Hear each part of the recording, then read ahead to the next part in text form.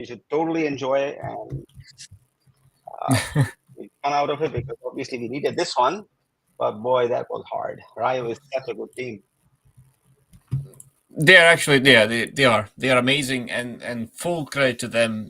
We knew this coming into the game. We knew that it would be difficult. We knew that they would fight well.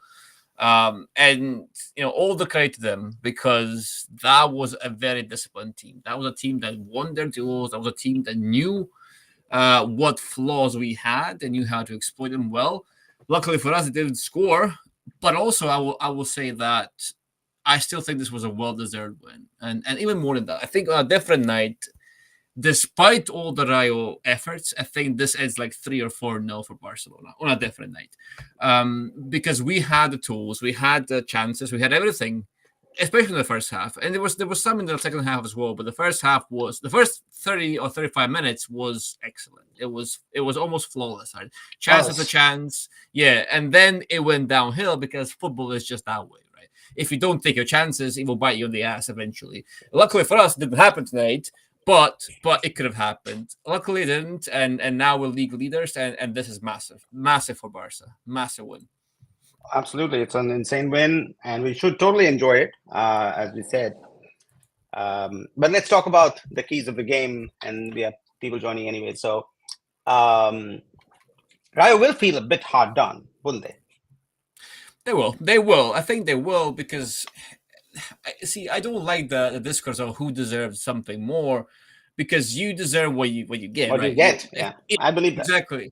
If you don't score, you didn't deserve to win, right? That's the very harsh reality of any sport, right? It's not just football, not just this game. But yes, I mean, their effort was substantial. Their tactics were on point. Their the discipline was immaculate, and they just knew how to play a game against Barca, and they knew how to ride the momentum against us, because we had a night off in front of goal, right? And when that happens, and when things don't go necessarily your way, even though you're playing well, this was the Athletic game all over, right? We played well, but couldn't just score to save our lives.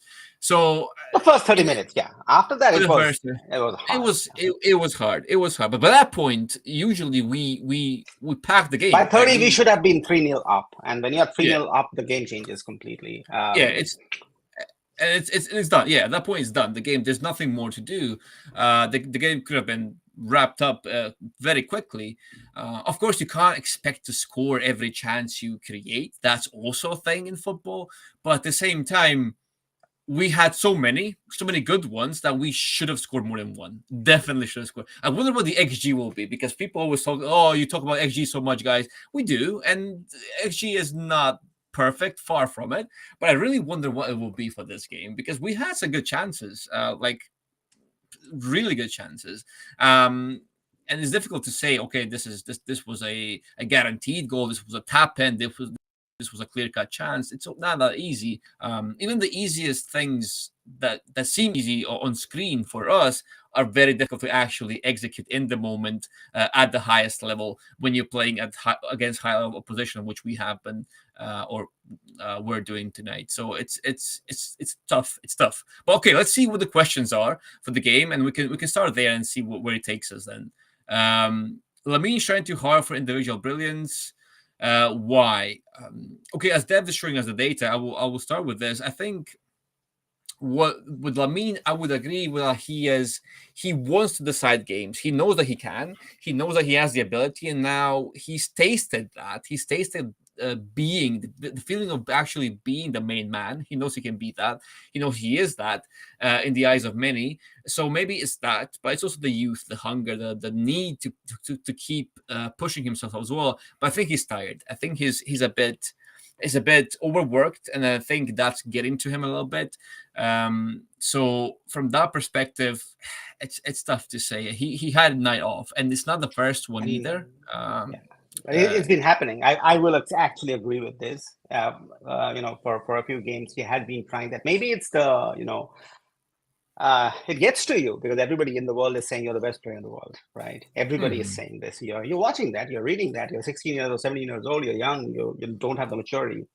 and you want to be the best. And yes, that people are saying that your finishing is off, and you need to learn and you need to score more goals or what have you.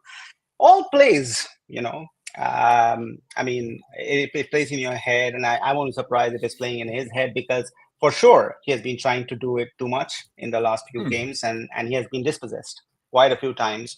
So his efficacy that we saw earlier in the season is not there. Also, defenders have become better. They have understood his plays, so they are able to stop him a lot more easily than it was earlier in the season. So this is what, we all want to be great, but the path to greatness is not that easy. This is what, let's say, we were comparing to Messi, and Messi did this for 20 years, every game night. So going there will be hard. But yeah, somebody should sit him down and have that chat. He's outstanding. He's absolutely outstanding. What I can't seem to comprehend is that and it's not that I've seen a lot of his games from his childhood, but the few that I have seen, his finishing was absolutely on point. Very good, in fact. His finishing was incredible when he was a kid. Like, he's still a kid. But now his finishing, it needs some work, and somebody needs to sit down with him and have that chat that, hey, it's okay. You have all the time in the world. You really do. Play a bit more, of an associative game, and I think it'll help him. It'll truly help him because right now it affects us, because when we are in that flow and we are playing, fast attacking football, and we get dispossessed, we are on the counter straight away. And it happened today so many times that we saw. All right, the other thing that Dom, you were asking for, the XG. That's the XG from SofaScore. It will be different in different tools, but yeah, that's 2.53 to 0.99, and today we underperformed our XG. Right, this is what we've been saying. Like, but there have been nights when we have overperformed it massively, and scored 6 goals. So I think it's kind of like balanced out. And Rafinha, I thought, came back to his mean, right, rather than the overperformance he generally does, right, these days. Yeah. But look at those numbers, because that's interesting. Like, big chances, 5, out of which we only scored 1, and we didn't. That was a penalty that we actually scored. Goalkeeper saves. They played a pretty good game, I would say. Yeah, he played a good game. A really good game that he played, because if you look into the way they were attacking or the cutbacks, it was so drilled, right? Switch the play, go on the flanks, take on the runner, cut the ball back, and then there's somebody in the box who's just coming in, right? They're absolutely very well defined. And look at Rafinha's XG and so on and so forth. So yeah, I mean, if you look into the data, there's a lot that we can go into, but fundamentally, to be honest, we kind of shithoused our way to a 1-0, which is not bad, because this is what we were doing 2 seasons ago. I actually missed those days, so it was great. And yes, there will be challenges and comparisons around the refereeing and some of the calls that were made tonight, for sure. But the result is the result. So that's what we take, and we go on with it. I think so, yes. But you can look at it that way as well, and see, Rayo were dangerous, right? They did really put us into uncomfortable positions, but at the end of the day, they also had like only 2 big chances, right, compared to our 5, at least according to the data. The eye test will say that they were dangerous even without those big chances, but at the end of the day, if you can't create much out of that pressure that you are mounting up to, then it's pointless, right? So I think as much as they were really good and they put us into uncomfortable positions, I still don't think they were good enough to take points off of us, because we just did more. We did more, and the result, as meager and as slim as it is, also says the same thing. And I think that matters the most. Yeah, you got to win these games. These nights, you've got to just win it. Yeah, exactly. You have to win it, and I do believe, and I already tweeted this, I do believe this is the type of game that wins you leagues, that wins you the title. Because if you can withstand this, because I don't think people realize how good Rayo have been. Right? They've not lost a game since December or something like that. Something ridiculous like that, right? So they've won like 13 out of 15 points that they had on the table to win in the last how many games? Right, 5 games. So they have been outstanding, exactly. And for us to be able to beat them and survive the pressure that we knew was coming, that speaks volumes to me. That's a league-winning team, because you have to be able to ride the storm because it's not always going to be flawless. There will be games where you will suffer. It's inevitable in a 36 game season. You can't cruise through all the games. These games will come, and a champion can actually shoulder these games and survive them and even win those games, which we have done a couple of times actually this season already. So this is a big positive for me personally, and I'm sure that people will agree. But yes, Gavi, yeah, that will Gavi is that not a might 10. be. Gavi is not a 10. And Gavi as a player, I think, suited Xavi's system more than he suits Flick's system. It's just what it is. Doesn't make him a bad player. He's a great player. But I don't think he's still found his actual, real best position under Flick in the season that has happened. Hopefully they'll work it out, but I don't think he's going to work out as a 10. I also don't think he's in full match fitness. He came back from a really lengthy spell outside. I think we should give this season just as grace for him to get back into, into just a groove of things. I don't think, I just think that it's hard to pass a judgment on Gavi right now, but he definitely isn't bringing the fluidity that is required or we are used to with the kind of football that Flick wants to play. Yeah, because he's not touching the ball. That's why he's not affecting the game at all. I think, see, when we did a big preview on Flick, even before he had been appointed, I said, in terms of profiles, I can see Gavi as a number 10. And I said, because he has the attacking instincts, I said he has the pressing intensity, and I said he has the cultural swing that he can bring to the team. And I still think he possesses all three of those things. Now, the reason this is not working out because the number 10 under Flick is now quite different than what I had expected it to be, right? I had expected the number 10 to be a far more involved player, a far more involved role that has a lot of responsibility in and out of possession. However, turns out that Flick and Gavi has come out and said this publicly, that Flick wants him to be a bit higher up, that wants him to be less involved in a way. And I just don't think that if you're going to use Gavi as a 10, you can't limit him so much. So what does this work for Olmo? Doesn't work for Gavi is because Olmo doesn't need to have the ball that much. He's not that big of a volume passer or a volume toucher of the ball, quote unquote. He can be that moments player that we spoke about, Dev. He can be that player that gets one chance and scores one chance, that gets two chances and creates two chances, right? He can be that guy. Gavi needs the ball a lot more. He needs to be scrappy. He needs to be involved. And in this Flick play, he can't be involved because nobody is involved. It's a one touch. You're just passing through the channel. So, in the Flick system, it's hard for him to be a 10. But can he be a 10 in, let's say, Xavi's system? 100%. Like, he was very good in that and so on. So, it depends. And also, I think this will continue. So, we should just give him the grace and benefit of doubt. We have other players in the team. And not every team will be as drilled as Rayo, so I think it's okay. He isn't setting the world on fire right now, and that's okay. That's fine. He's a good player. We should support him, and over time as the team evolves, he will also evolve. Flick will also evolve. We just saw like the last 10 minutes, the game that Flick played tonight. He knew that we're not going to win over 1-0, and we played like Xavi used to play the last 15 minutes. So. Everybody adjusts, everybody involved, so I think a lot of that is going to happen. So as of today, do we know what his best position would be under Flick? Probably no, because we don't know how long Flick is going to stay. But it's just one of those things. He's finding his feet in this team in terms of what his best position is and where he can play. And hopefully, we'll see more impact from him in the games to come. Yeah. Okay, there was this thing on the penalty. It is to me, it was a penalty. Yes, I do. Yeah.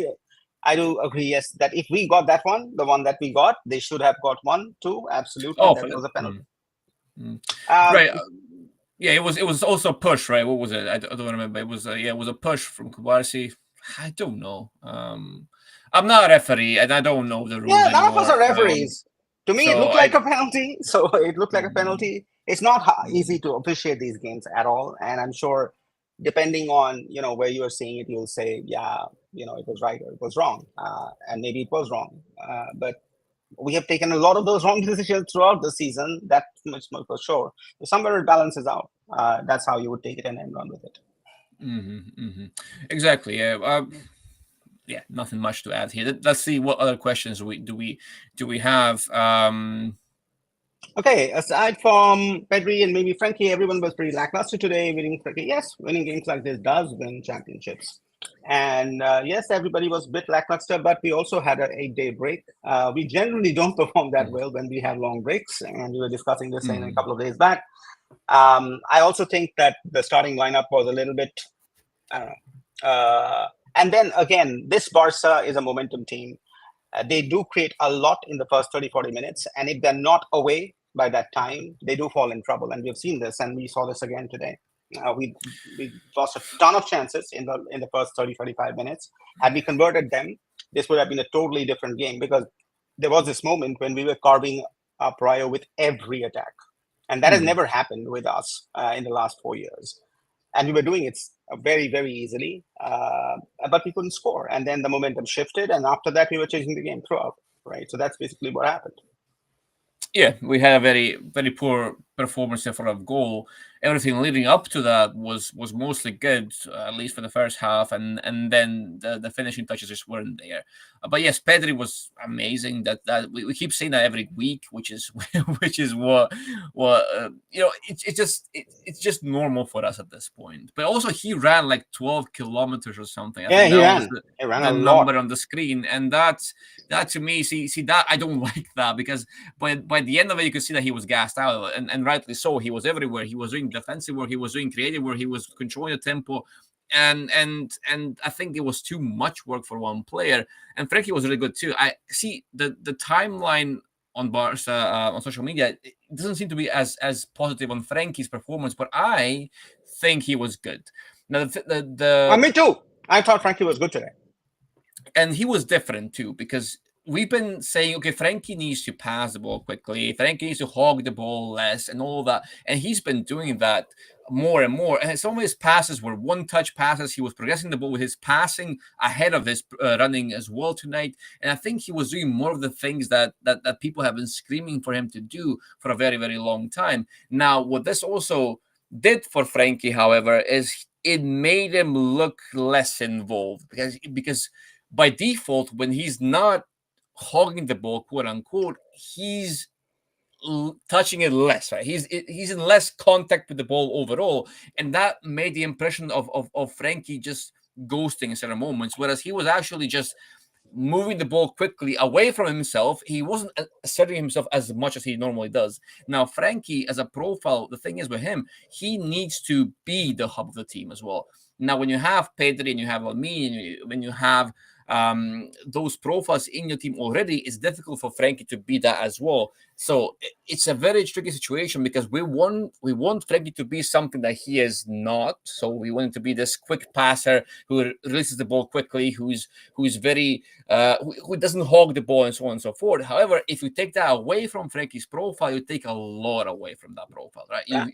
You basically remove what makes Frankie, and that can be, it's not always the best thing, right? Because tonight, as good as he was, and he was really good at circulating the ball, setting the tempo and being quick in his releases, but he wasn't doing the usual Frankie things as much. And people were like, why is Frankie not as involved as he usually is? Well, because we're actually asking him to be something very, very different than what we're used to seeing. So it's a tough situation. There's pros and cons to this new Frankie, quote unquote, right? No, I agree with you. I agree with you. Today I liked him, actually, in the game that we were playing, and we needed somebody like that, and he gave us that. And I think Flick didn't take him off. Flick kept him and Casado at the end, if you notice his rotation, right? So one would expect that Flick would take him off and bring Casado in, but he didn't do that till the end. All right, let's have some questions on Olmo there. Do you think Olmo is the ceiling raiser the team needs? Yes, when he plays, he doesn't play that much. So that's basically it. He's a great player, and I think there was this moment today in the game when he just spun through in that penalty box, and outstanding. Those are things that he can do so well, but those are won in like 20 games, right? And that's a problem with Dani Olmo. If he can stay consistently fit and keep playing, then yes, he can be a great ceiling raiser for the team and cause problems in games like this. In games like this, he's tailor-made for games like this. But he's just not fit enough to be that. So can you consistently depend on him? Probably no. But the day he's okay and there's a game like this, he'll be a difference maker for sure. Yeah, but I see. I wouldn't call him a ceiling raise. You can't raise a ceiling of a team if you're never there, right? If he was a consistently fit player who can play week in week out, absolutely. I mean, Yeah. look what he can do in 20 minutes. He do more damage than some players do over a season, right? And might be a slight exaggeration, but well, he is that good. He's really, really good. But you can't be. I don't consider him a huge part of this team, even if he can't play more than, I don't know, 60-70% of the games. I mean, he has to be much fitter to be a big part of Barca squad, right? Of a team that he's meant to take to the next level. You can't take anyone to the next level from the stands. You just can't, right? So that is as simple as that. As much as we love him, and then we love him, absolutely love yeah, him. And there were some very smooth, silky things that he does on the pitch, but absolutely, you cannot depend on him on every game, and that's a shame because he's such a wonderful player. Because had he played every single game, he is. I don't know. He would have been a totally different, constellation by now in that sense. And yes, I saw a glimpse of Ajax Frankie today. I don't know whether that was Ajax, but I liked what he did today. Is all I can say. And we just talked about it, so we will not go into depth. But hopefully that continues and Flick evolves to get the best out of his people. It looks like Frankie is going to stay, and if he does, and if there's a world where Frankie, Casado, Bernal, Gavi, Frankie are all part of our midfield, then Frick needs to find a way to fit them all in. And I don't think he has, and neither do I think the players have. So over the course of the next 2 seasons, I think we'll understand how they get together and so on. Chesney, let's talk about Chesney because a lot has been talked about him. I think he was awesome. He was really, really good. I don't know whether Iñaki would not have saved those. Sorry, he just can't, project like that. But he was good. Yeah. He was commanding. Between minute 30 and minute 70, we were under absolute insane pressure. Waves of attacks, waves of cutbacks, and he saved quite a few with full command of his position. So yeah, that was you need experience for that kind of thing, and he had that, and you could see that he had that experience. Tom, I'm actually it's very difficult, as you said. We can't really say okay, Peña would have done better or worse in that situation. You just can't tell that.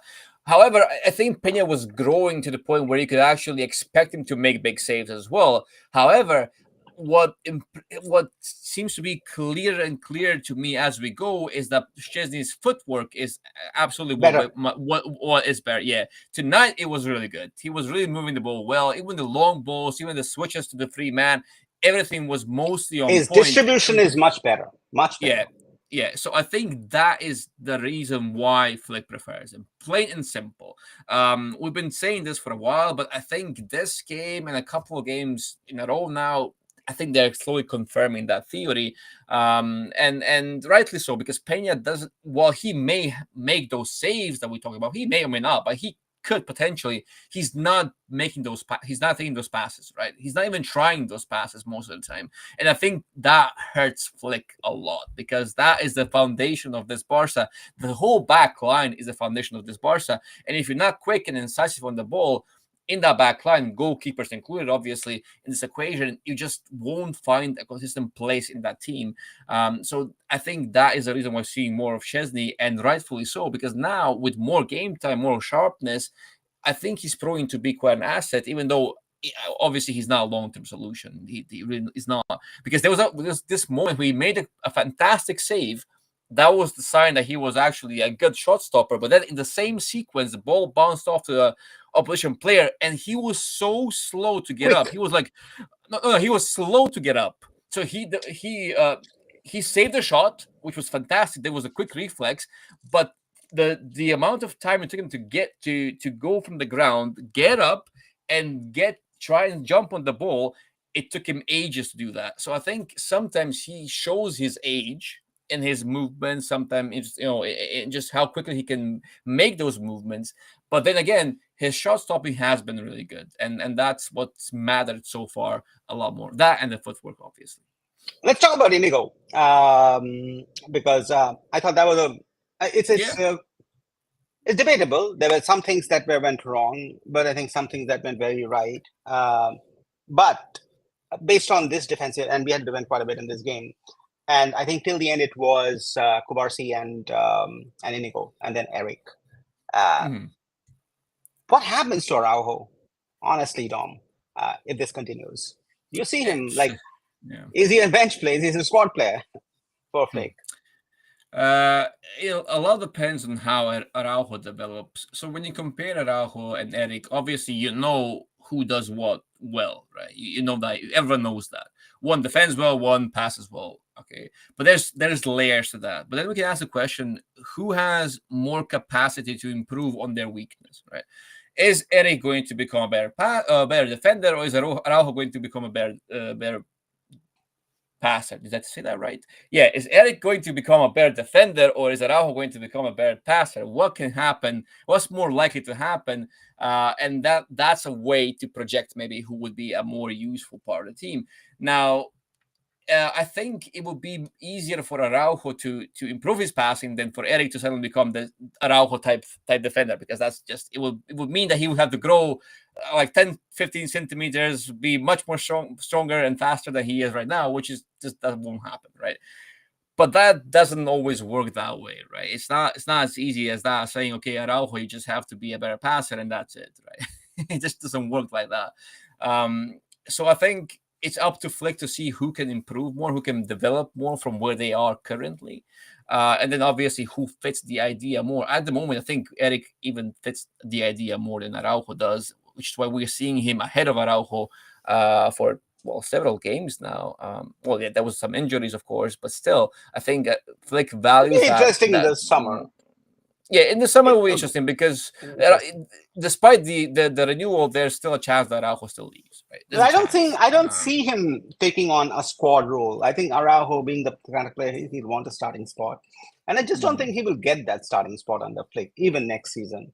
But mhm. we don't know what we don't know. Anyway, so I didn't know Ante Budimir was number 3 on the goal scoring charts in La Liga. I just found out. That's insane Mm. from Budimir.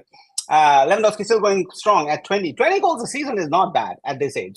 I have to say, Oh, when you have Kylian Mbappe on the other side, um, Lever definitely doing more than the credit that we give him. Yes, he has scored a lot of penalties and all of that stuff, but then when you are the designated striker of the team, you will get those. But Lever, again today, he converted when it mattered the most. And um, do you think he will get the Pichichi, Tom? Given that Uh, Mbappe is just like 3 goals away, and we have still got like what 15, 13, 14 games left. 14 games left.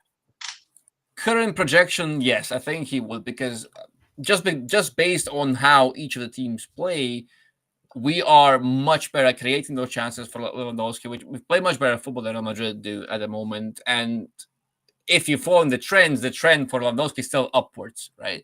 Despite his flaws, of which there are still many, I think he's still.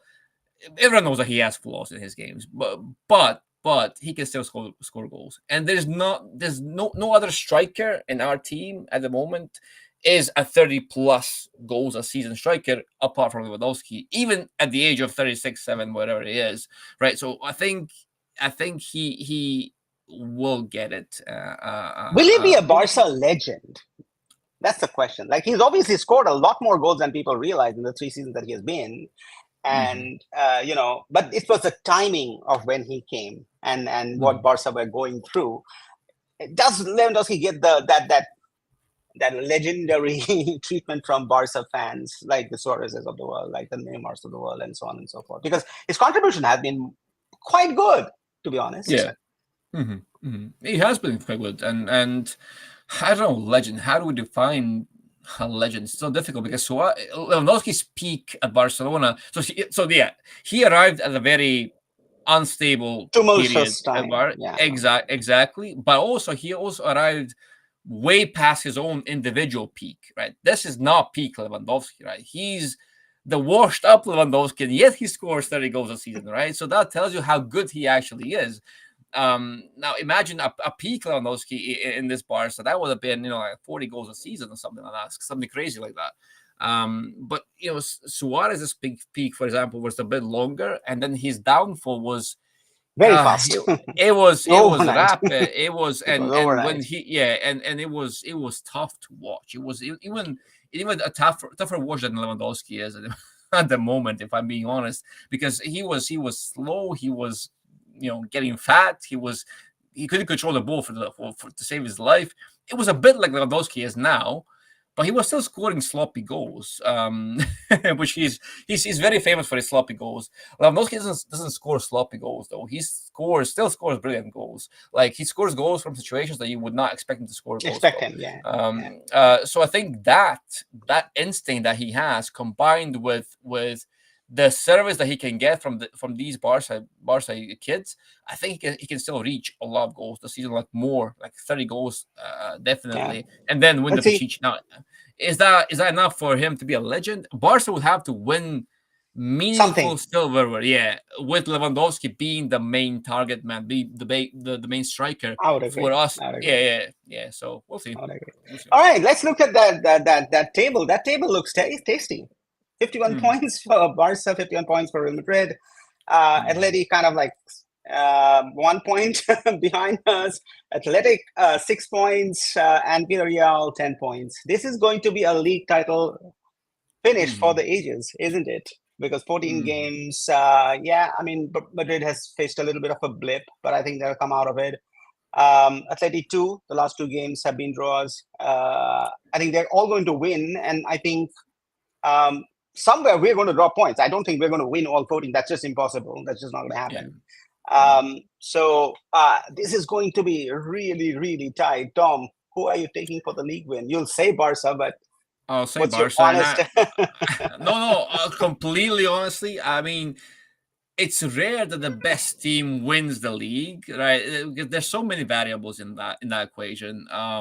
But I just think that this is our league to win because we're playing so well. We've been on such a hot streak. We started really well. We had a blip in the middle. Now we're playing well again. How sustainable is this? I don't know. Honestly, I don't know. If our players don't break somewhere along the way, I'm hoping they don't. I hope they don't. I think we can take this all the way and win the league. Yes, points will probably be dropped. More than likely will be dropped. But look at Real Madrid. Look at Real Madrid.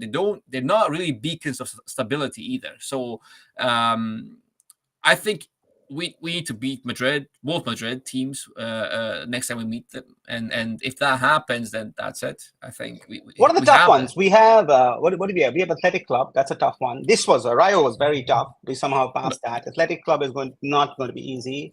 Both Mhm. the Madrid teams are not going to be easy. Do we have Alaves or did we play both? Did we play both ties? We don't have Alaves, We no, don't. but we'll have. Let's see, we will have Osasuna uh, for sure. Osasuna. Yeah, we have Osasuna, Betis, Celta Vigo, Mallorca, Valladolid, Yeah, Villarreal, and then Athletic Club on the last match day of yeah. the The Athletic season. Club is going to be hard. Celta is always hard for us. Always. Celta is going to be hard. So yeah, there are tough games out there. It is not going to be an easy run to the end, and the team also looks tired. And we will compete in the Champions League and in the Copa del Rey. Hmm. So Hmm. a season that can bring a lot of joy, but a season that can also bring a lot of heartache if things don't go well. And that can happen. But that's an insane, league standing. Say, okay, let's talk Yeah. about discipline. But I think, yeah, discipline. Flick's known for being a very non-compromising kind of person, and he dropped Kunde. And Hmm. Hector Fort wasn't the beacon of reassurance. Let's just put it that way. But we can't blame him because he hardly plays. So you can't expect a kid to just come Yeah. in and start performing. He did well, I think, for the opportunity that he got.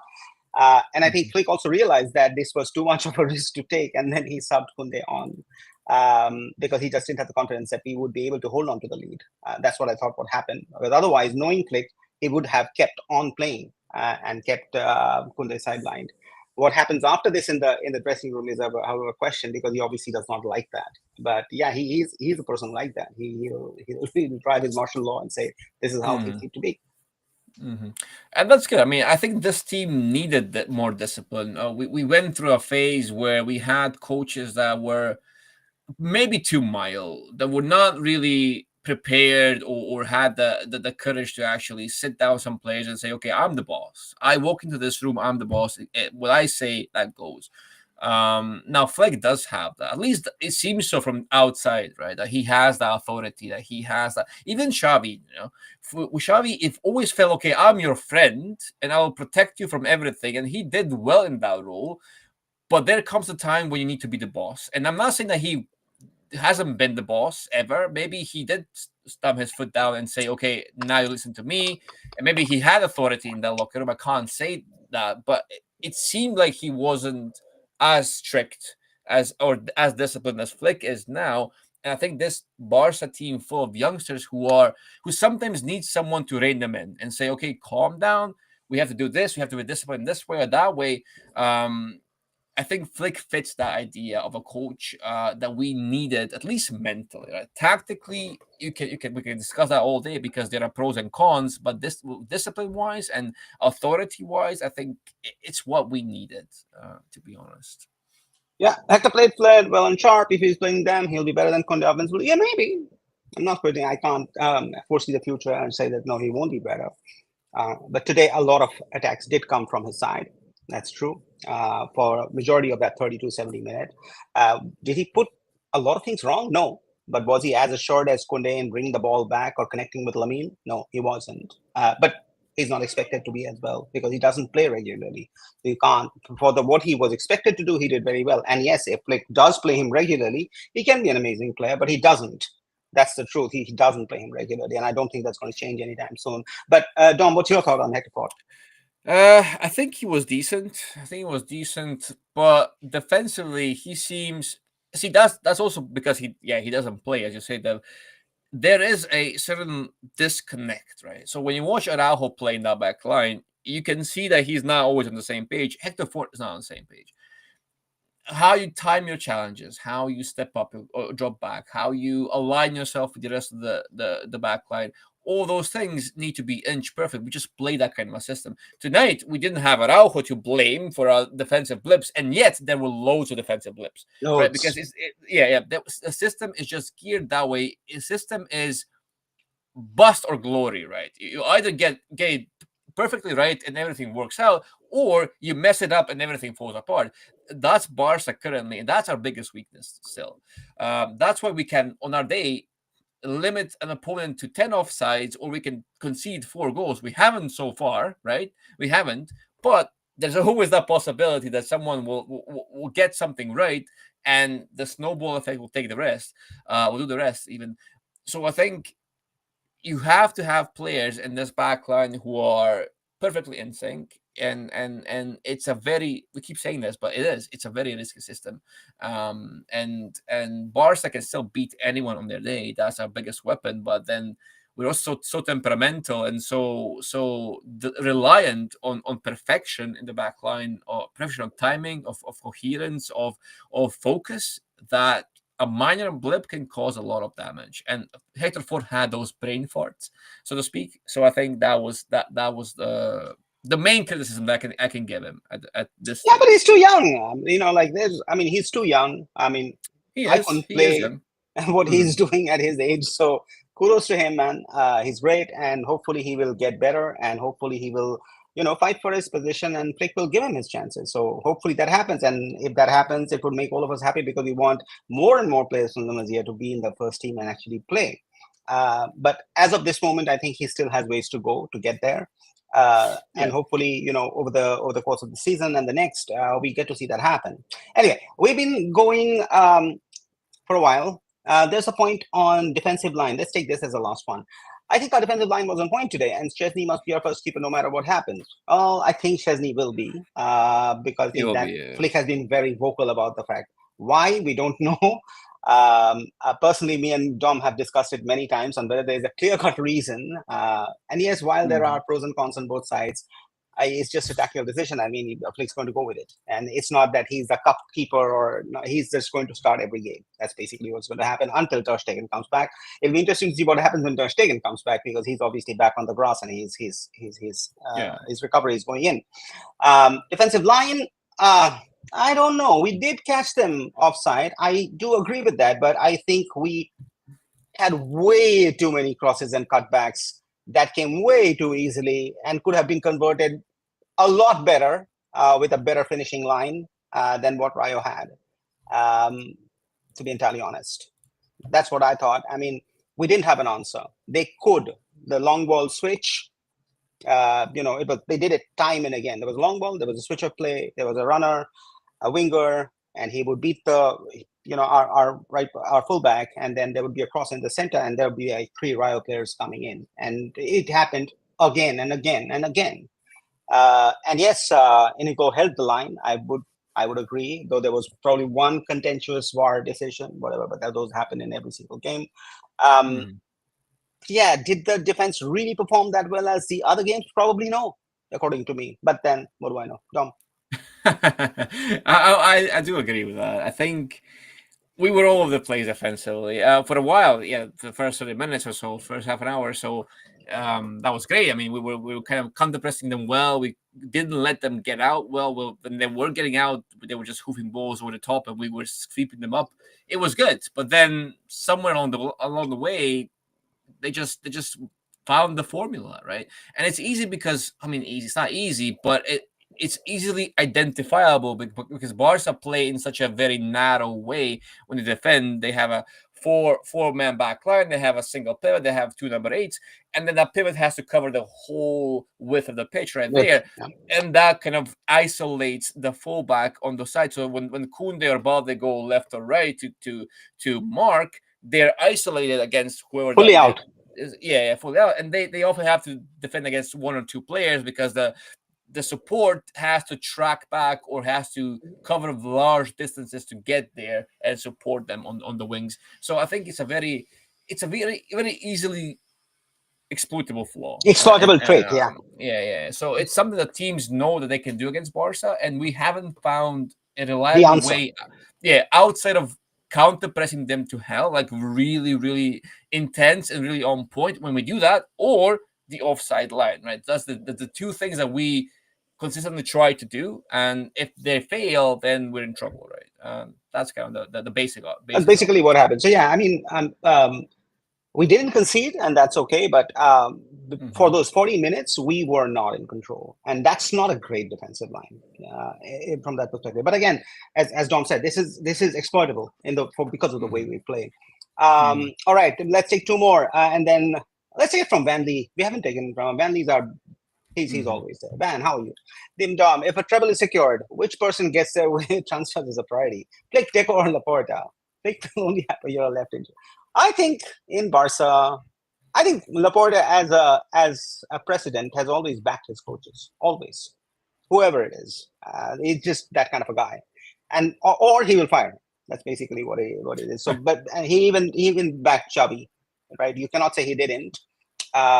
Then of course we didn't have any money to buy anybody, so obviously, yeah, it is what it is. But he backed Xavi in the first season massively, and those Mhm. are the transfers that are working for us. If you think about Lewandowski, if you think about Ferran, if you think about Kunde, Rafinha, all of them came in that same transfer window, that infamous window that we had with the Palancas and Levers or what have you. So he backs his coaches. So I think, yeah, Flick will have, if Flick has a wish, I think Laporta will listen.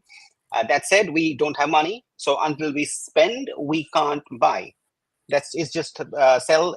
Until we sell, we can't buy. That's just basically what it is. I think we have got about 80 million from player sales wherever, and that can go to buy, I don't know, maybe 1 or 2 players.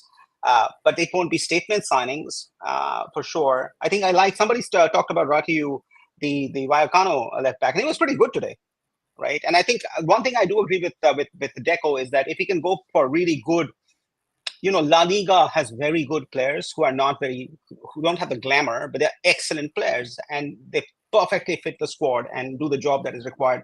If you find a couple of them, great. We should look for that in the market.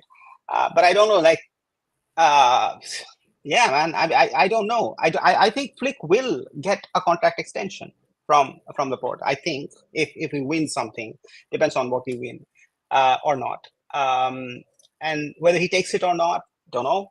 Honestly, I don't see him to be like 8 years here, like Pep was in City. I just don't see Flick to be that guy. I don't think that'll happen. So we don't know. But if he does get a contract extension, then he will want something. I think Jonathan Tah is something that he wants, and probably the club will go towards that. But it will be very much defined by how much money we have and what Laporta wants to do, because there will be the Camp Nou opening, and he'll want a statement signing for his own, politics and things like that. So, who wins Laporta? I think among three of them, Dom.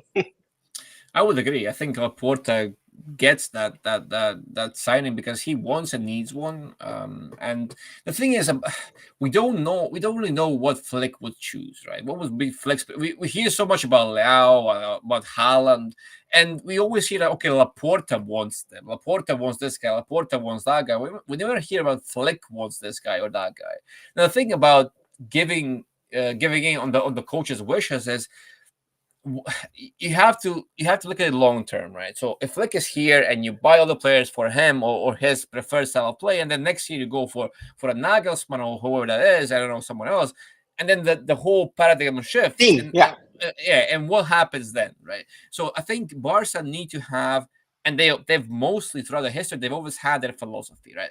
And they sign players that fit that philosophy, not necessarily the coach. Now, obviously, this has been established by Pep Guardiola the most, right? So he started something that became a big trend, a big prototype of Barcelona, or recognizable style of play of Barcelona, and then players were kind of signed or groomed from a young. Oh, that sounds wrong. They were molded from a young age to become what Barca needed to become in that system, in that philosophy, right? And that's the better way of doing it, because then you have a stable line of progress, and you just pick players that fit that philosophy instead of picking players for each individual coach who brings his own individual philosophy, a different style of play. So that's always a more sustainable way to build a team, right? So that depends on how long Flick intends to stay, and if he intends to stay for a bit longer, then yes, okay, give him some players that suit his style. If Barca are now geared towards playing in that way, which is